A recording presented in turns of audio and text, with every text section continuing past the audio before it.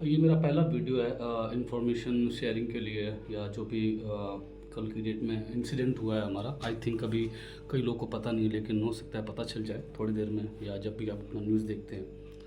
तो मैं ये बताना चाहूँगा, ये घटना हुई है, मुझे पता चला है 9 साढ़े 9 बजे रात के आसपास, साढ़े 9 बजे, आई थिंक साढ़े 9 बजे के।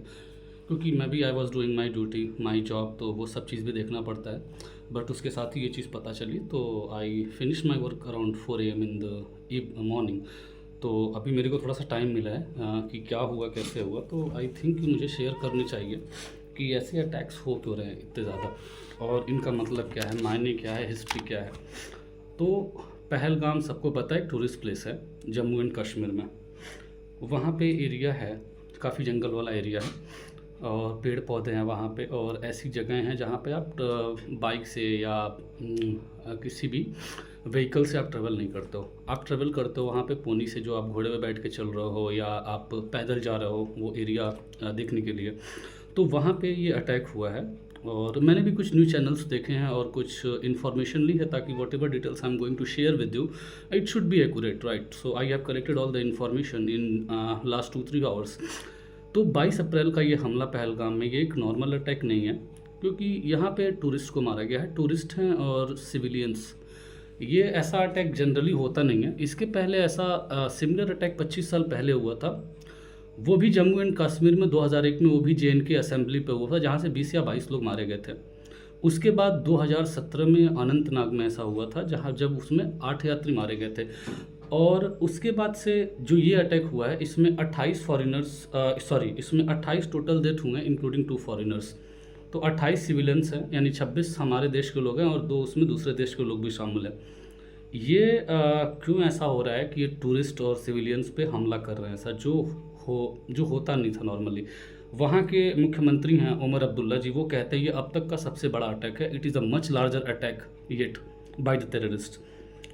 यहाँ पे मोदी जी कहते हैं सुटेबल मेजर्स लेंगे, अमित शाह जी हैं हाई लेवल मीटिंग कर रहे हैं अपनी। और ये सब तब होता है जब हमारे देश पे कोई VIPs विजिट पे होते हैं, स्पेशली फ्रॉम USA। तो पिछली बार जब मिस्टर ट्रंप आए थे तो दिल्ली में दंगा हुआ था, दिल्ली जली थी, आप सबको पता है। इस बार उपराष्ट्रपति आए हैं JD वैंस, और फिर ये अटैक हुआ है। तो ये एक सबको लगता है कि अचानक से हमला हो रहा है, बस ये अचानक से नहीं है, ये पूरा प्लान्ड अटैक लगता है मुझे। पूरा प्लान्ड अटैक है ये इसमें, और इसमें बहुत कुछ सारी इन्वॉल्वमेंट है वहाँ पे, और लोकल्स को लोग दोष देते हैं। आई डोंट थिंक कि लोकल इतना सपोर्ट करते हैं, क्योंकि पहले भी ऐसा हुआ है, लोकल टूरिस्ट को या जो भी आतंकवादी है वो हमेशा दूर ही रहते हैं मारने से, कभी नहीं, मतलब ऐसा नहीं देखा गया है। क्योंकि अगर लोकल्स कोई टूरिस्ट को मारते हैं ना, तो सबसे पहले जो टूरिज़्म प्रभावित होता है वहाँ पे, लोग जाएंगे नहीं वहाँ पे, एक्सप्लोर नहीं करेंगे, पर्यटन प्रभावित होता है, उससे रिवेन्यू प्रभावित होता है, और बहुत सारी चीज़ें हैं वहाँ पे जो इन सब चीज़ों से अफेक्ट होती है। बिजनेस, लोगों की रोजी रोटी है वहाँ पे। कश्मीर में सबसे बड़ा कमाई का जरिया क्या होता है, जो पूरे देश भर से या दूसरे देश से यात्री जाते हैं वहाँ पे, रुकते हैं, होटल्स में रुकते हैं, शिकारे पे जाते हैं, वहाँ फल खा, जो भी वो खर्चा करते हैं, उससे एक रिवेन्यू बूस्ट होता है। और ये जो धारा 370 हटी थी अभी, इसके बाद से भैया 50,000 तो फॉरेनर्स आए हैं विजिट करने के लिए वहाँ पे कश्मीर में। तो ये देख के, ये जो अटैक हो रहा है ना, ये हमारी अस्मिता पे अटैक है, हमारे देश पे अटैक है। देश की एक आर्थिक स्थिति जो सुधर रही है वहाँ की, उस चीज़ पे अटैक है। वहाँ के लोकल्स के मैंने वीडियो देखे हैं, वो नहीं सपोर्ट कर रहे हैं, वो बोल रहे हैं कि मतलब अगर ऐसा उन लोगों ने कर दिया, ये दाग कभी नहीं जाएगा हमारे ऊपर से। कोई नहीं समझेगा कि यहाँ पे लोकल्स को उन्होंने टारगेट कर दिया, ब्लेम किया जाएगा, एक वजह से सब पे दोष मढ़ा जाएगा, ह्यूमैनिटी पे दोष जाएगा, एक पूरे कम्युनिटी पे दोष जाएगा। ऐसा होता रहा है। मैंने कोशिश करी है फिगर आउट करने की। अपनी देखिए, अपनी मिलिट्री पे फुल कॉन्फिडेंस है, नहीं मुझे बल्कि अपने देशवासियों को भी मिलिट्री पे कॉन्फिडेंस है, हमारी मिलिट्री की कैपेबिलिटी पे। उनको जब भी ग्रीन सिग्नल मिलेगा, आपको पता है, वो फाड़ेंगे, सीधे निकल जाएंगे। जैसे पुलवामा के टाइम हुआ था, हमने यूरी में अटैक किया था, मारा था, तबाह कर दिया था। वो कैपेबल है, just they are waiting for a green signal and they will demolish everything whatever comes in between. तो ये अपने आर्म फोर्सेस की कैपेबिलिटी है, लेकिन ऐसे हमले होने नहीं चाहिए। और जिस तरह से टूरिस्ट का उन लोगों ने ये ऐसे मारा है, उस समय टूरिस्ट में मैं आपको बताऊं, टूरिस्ट में एक मंजूनाथ थे जिनकी कल ही वो ब्लॉगिंग करते थे, उनकी वीडियो आई थी टूरिस्ट की, और वो अपनी वाइफ के साथ बैठ के वो अपना पॉडकास्ट टाइप का ऐसा कुछ वीडियो बना रहे थे जिसमें उन्होंने शेयर किया है कि ये हम आज यहाँ विज़िट कर रहे हैं ऐसा करके। उनको उन्होंने मारा और उनकी पत्नी को उन्होंने मारा नहीं, उनको ज़िंदा छोड़ दिया। उनकी पत्नी ने बोला कि अब मेरे पति को मारा तो मुझे भी मार दो। वो बोले नहीं, हम तुमको नहीं मारेंगे, तुम बस बताना कि ये दहशत कैसा था हम लोग का, तुम जाके मोदी को बताना, हम तुम्हें मारेंगे नहीं। तो एक खुला चैलेंज होता है, हो रहा है, दे रहे हैं, जो बहुत गंभीरता से लिया जाना चाहिए। उसके बाद से हमारे यहाँ शादियाँ होती है, लोग हनीमून्स के लिए या शादी के बाद जाते हैं कहीं घूमने। वैसे ही एक जोड़ा वहाँ पे था, वो मैगी खा रहे थे, जोड़ वहाँ पे देखने आए थे, उनको गोली मार दी गई। अलग अलग जगह के, कोई उत्तर प्रदेश से मरा है, कोई महाराष्ट्र से मरा है, कोई कर्नाटक से है, उसमें कोई यूएई का नागरिक है, शायद ही कोई रशिया का नागरिक है। तो ये सारे हमले हो रहे हैं, तो इसमें तो जवाबदेही बनती है सरकार की, क्योंकि जो वो एरिया है वो 2000 लोग वहाँ पे थे। 2000 लोग अगर जिस जगह पे इकट्ठे हो रहे हैं, वहाँ पे कोई सिक्योरिटी फोर्सेस नहीं है, ठीक है। तो एक जो विचाराधीन मामला है कि कहाँ पे कमी रह गई, इंटेलिजेंस फेल्योर ऑफ कोर्स, कि मतलब इतनी बड़ी घटना हो रही है उसके बारे में कोई सुराग नहीं मिला। जैसे हम मूवीज़ में देखते हैं, कुछ भी उसका इफ़ एंड बट कुछ भी पता चले, ऐसी कोई एक्टिविटी होने वाली है, ऐसा कुछ भी। उन लोगों ने बड़ी प्लानिंग करके मारा, ये कोई ऐसा अटैक नहीं है। वो जान रहे थे कि ये जो एरिया है, यहाँ पे लोग घोड़े पे चढ़ के जाते हैं, लोग पैदल जाते हैं, एरियाज़ एक्सप्लोर करते हैं, वहाँ पे व्हीकल नहीं है। और जो वो पूरा एरिया है वो जंगल टाइप का है, पेड़ है, पौधे हैं और पहाड़ वाला एरिया है, ठीक है। तो उन लोगों ने वहाँ पे टूरिस्ट को चुन चुन कर बड़े आराम से मारा है, पूछ पूछ के मारा है। देश का नाम नहीं पूछा, जाति का नाम नहीं पूछा, राज्य का नाम नहीं पूछा, पूछा धर्म बताओ, हिंदू, ठाएं गोली। ऐसी भी रिपोर्ट आ रही है, या जो कुछ न्यूज़ सोर्सेस के चैनल से मैंने सुना हुआ है कि पैंट उतार के भी गोली मारी गई है। चेक किया, इस्लामिक हो नहीं हो, गोली मार दिया। तो ये चीज़ हो रही है, ये चीज़ रुकनी चाहिए और इसका विरोध होना चाहिए। और याद रखिए, जो चुप हैं वो भी दोषी हैं, क्योंकि अगर आप चुप हैं तो आप अपने परिवार, अपने बच्चों के लिए एक गड्ढा खोद रहे हैं। अगर आप चुप हैं तो विरोध कर सकते हैं आप किसी भी तरीके से। वो तरीका सामाजिक तरीका होना चाहिए जिससे किसी भी चीज़ का नुकसान ना हो और आपकी बात भी पहुंचे आपकी अथॉरिटीज़ को। सरकार की जवाबदेही तय होनी चाहिए कि ये मीटिंग से नहीं होगा, ये कड़ी निंदा करने से नहीं होगा, ये एक जवाब देने से होगा। घटना कोई भी होती है, मानते हैं कि आप सरकार को, प्रशासन को दोषी नहीं ठहरा सकते कि अगर अभी मेरे घर में चोरी हो जाए तो मैं चिल्लाने लगूं कि चोरी हो गई, चोरी हो गई, सरकार कुछ नहीं कर रही है, पुलिस कुछ नहीं कर रही है। चोरी होगी, अगर वो होती है, उसके बाद से उस पर क्या एक्शन लिया जाता है, या आतंकवादी की घटना है उस पर क्या एक्शन लिया जाता है, कैसे ट्रैक किया जाता है, ये कैसे हो सकता है, इतना बड़ा इंटेलिजेंस फेल्योर कैसे हो सकता है, उसके लूपहोल्स क्या हैं, कौन इन्वॉल्व था, लोकल्स थे, क्या था क्या नहीं था, उसकी पकड़ सुनिश्चित होनी चाहिए, उसकी सज़ा सुनिश्चित होनी चाहिए। डर तब आता है हमारे इंडिया में, क्राइम का जो दंड होता है ना, अगर कोई अपराधी कोई अपराध करता है तो हमारे यहाँ दंड देने की और लॉ को, उसको एक सर्टेनिटी नहीं होती है कि अब ये क्राइम किया तो ये पकड़ा ही जाएगा। ये सर्टेनिटी अगर निश्चित हो जाएगी तो कोई क्राइम नहीं होगा। सॉरी, दुबई या कहीं भी और देशों में आप देखते हैं ना, थोड़ी सी भी गलती होती है या कुछ भी ऐसा होता है, टांग देंगे सीधे वो बीच बाज़ार में।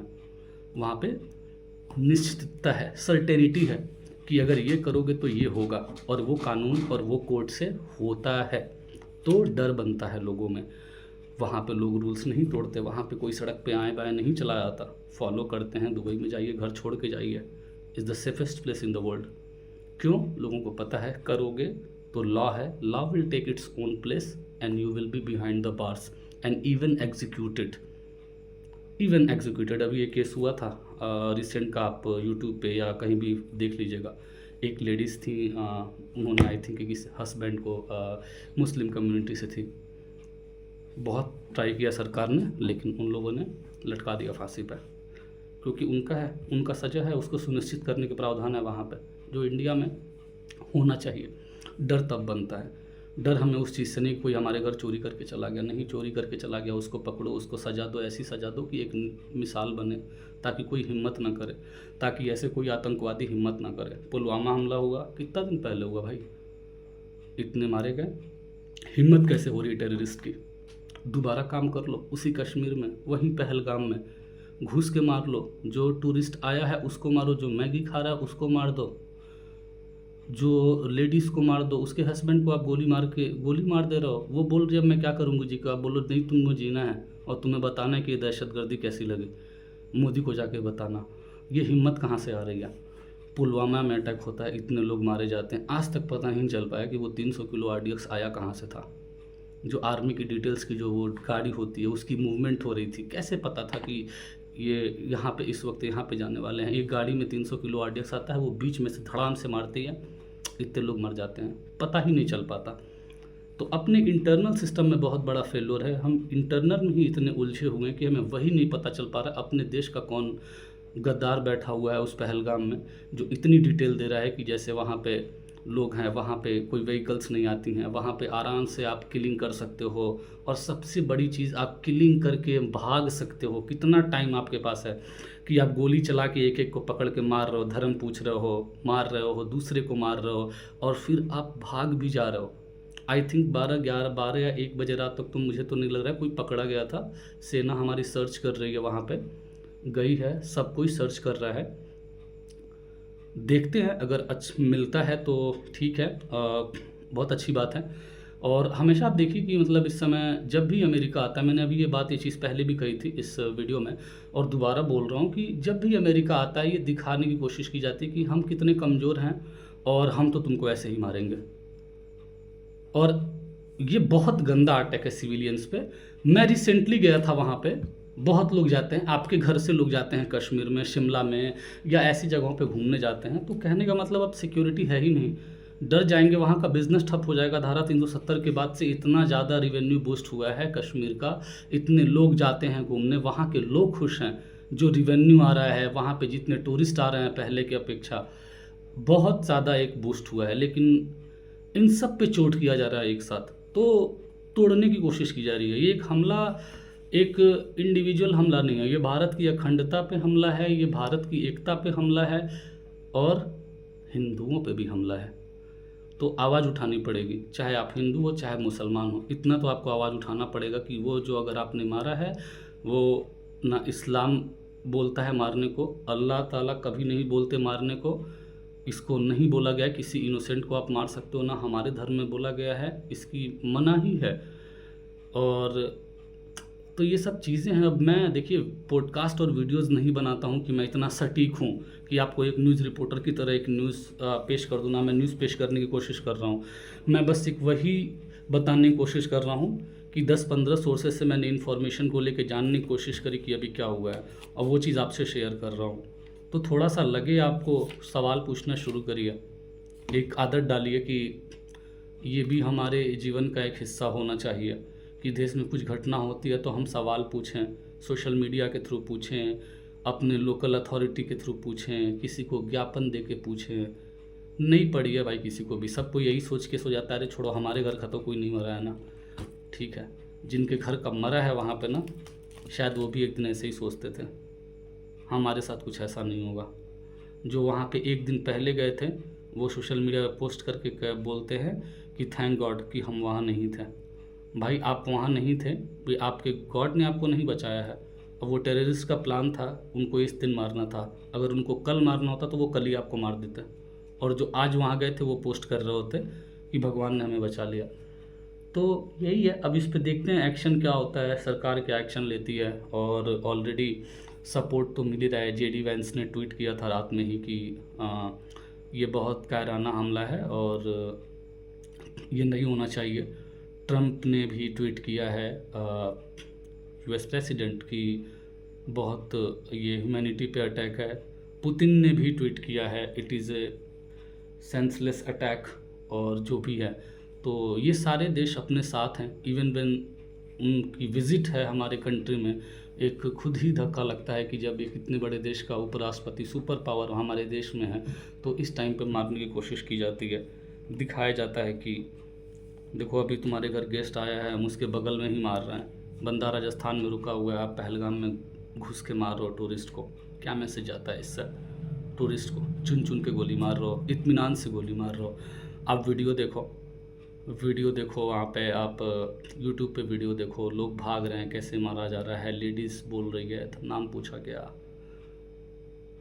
नाम आया, किसी को नमाज़ पढ़ने को बोल रहे, कोई नहीं पढ़ पा रहा है तो गोली मार दी। भाई इतनी हिम्मत नहीं आनी चाहिए किसी के अंदर, किसी भी आतंकवादियों के अंदर। इतना तो स्ट्रांग बनना पड़ेगा कि कम से कम कोई सोचे ये सब काम करने से पहले। इंडिया को जवाब देना पड़ेगा इस चीज़ के लिए, कार्रवाई करनी पड़ेगी। और अपनी मिलिट्री पे, अपने फोर्सेस पे, जो भी हमारी थल सेना है, जल सेना है, वायु सेना, वो तो they are full capable and they have already shown us the example a few years back when ये जो अटैक जो हुआ था हमारा, मार के सब कुछ उड़ा दिया था हमने। मूवी भी बनी थी, तो मूवी तो बनेगी, इस पे भी बनेगी। बहुत लोग आएंगे, director Akshay Kumar I think ready होंगे मूवी बनाने के लिए। वो भी पढ़ रहे होंगे कैसे कैसे हमला हुआ। हो सकता है अगले 6 महीने में आ जाए एक मूवी का पोस्टर या एक अनाउंसमेंट आ जाए, पहलगाम 2025।